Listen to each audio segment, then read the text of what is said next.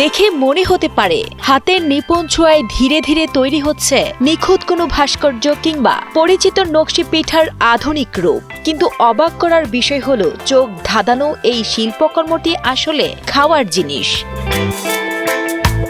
দুধ, ছানা বা ঘিয়ে ডোবানো রসগোল্লা। চমচমের চেয়ে এটি সম্পূর্ণ আলাদা।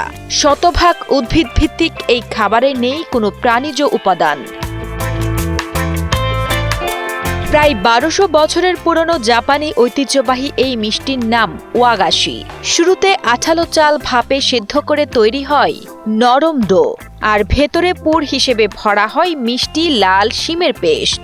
এরপর কারিগররা কোনো ছাঁচ ছাড়াই বিশেষ কাঠের টুল দিয়ে নিখুঁত হাতে খোদাই করে এর নকশা ফোটান।